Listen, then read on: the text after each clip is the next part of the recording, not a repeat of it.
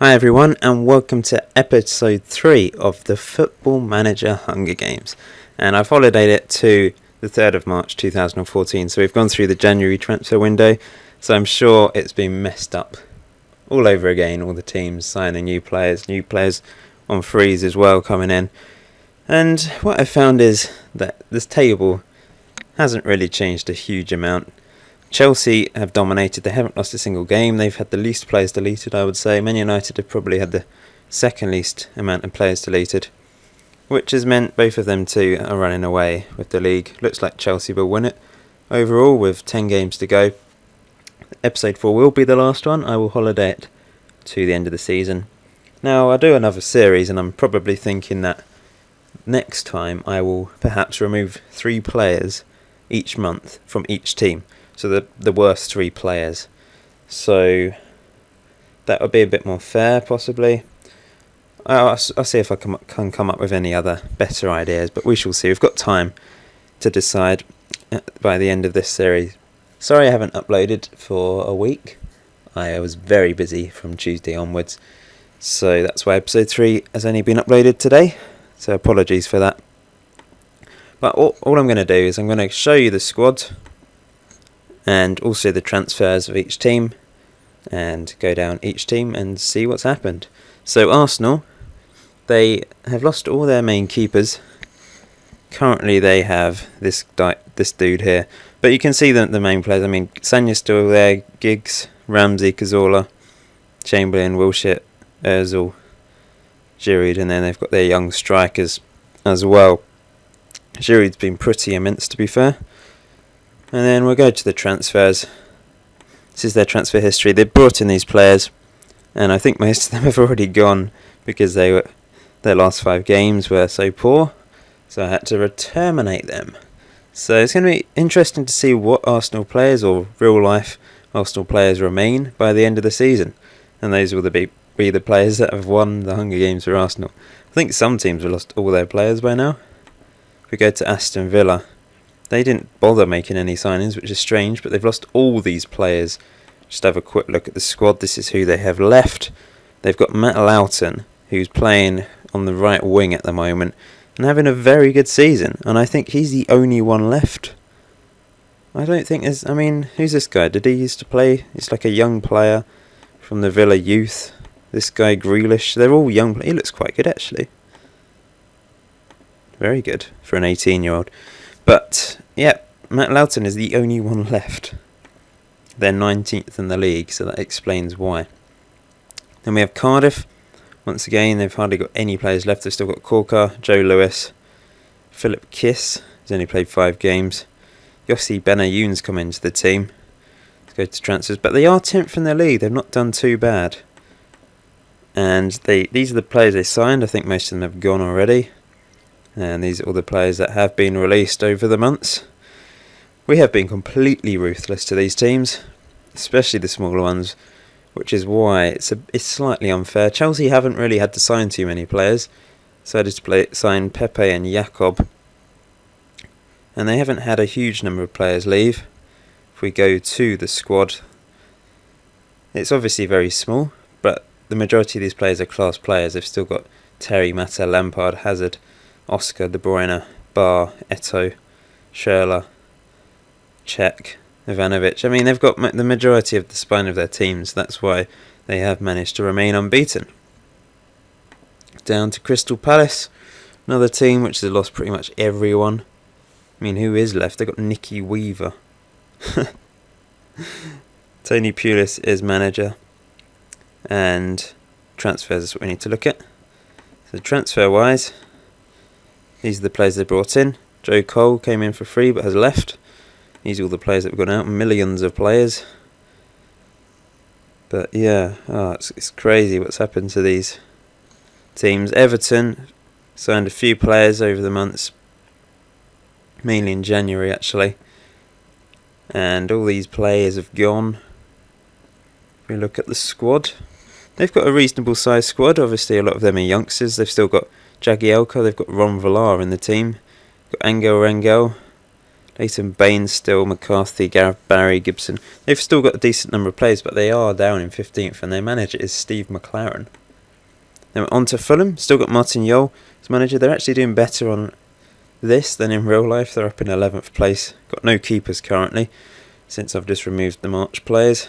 Still got Hangeland, he's a beast on the game. And not many other players. I think I just deleted Berbatov, so that might ruin their season now. And transfers wise, they've signed a lot of players, but a lot of them have gone. Lefondra's been deleted. Look at all these players that have gone. But to be fair to Fulham, they've done okay. Down to Hull City, signed 5.95 million worth of players, but most of them have gone. I think I just deleted Solly.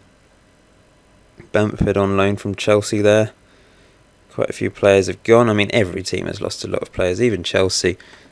But it's just that depending on what players you lose as to how much of an impact it has on your season. Figueroa's still there, Livermore's there, and that's about it. Cameron Stewart as well, and Patrick Bamford is on loan from Chelsea, like I said.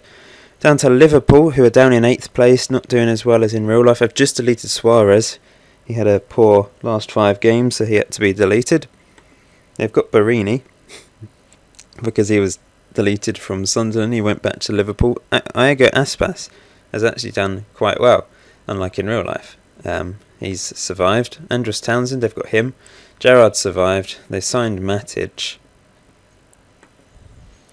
These are the transfers for Liverpool. They brought in Nathan Redmond on a free, but he's gone already. They also brought in Velios, but he's gone as well. A lot of players leaving Liverpool. Then Manchester City haven't signed a huge number of players. They signed Yejaz Navas back on a free after he left. Also Rodwell. But I think Rodwell's gone again.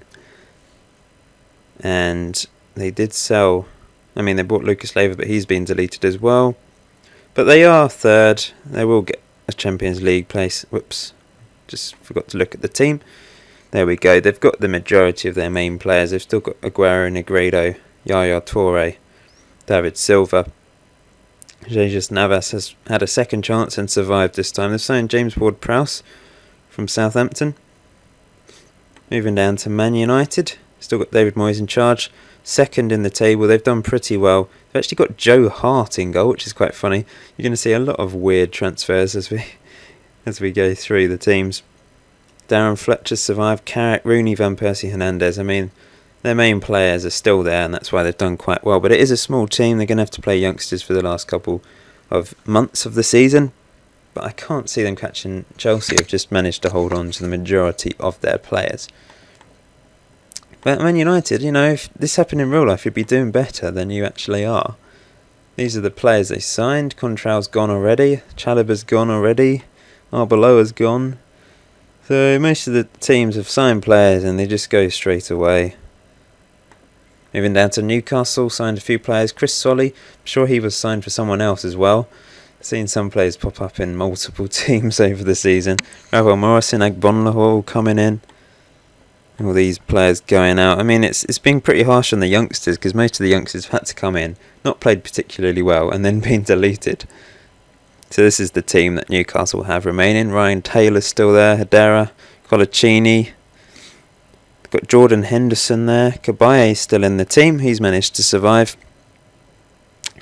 Moving down to Norwich, who are 9th in the table. They've done very well with a team of players which, I mean, there's no one left. They've got Victor Anachibi up front. Russell Martin, I think, is the only player. They've got Carlo Nash in goal. He's 40 years old. But they've done well somehow. They've somehow climbed up to 9th place. Signed a few players. But of course, most of them have already gone. Federici was deleted. Going down to Southampton, who are in trouble. I think they're close to the relegation zone. They've signed a reasonable number of players.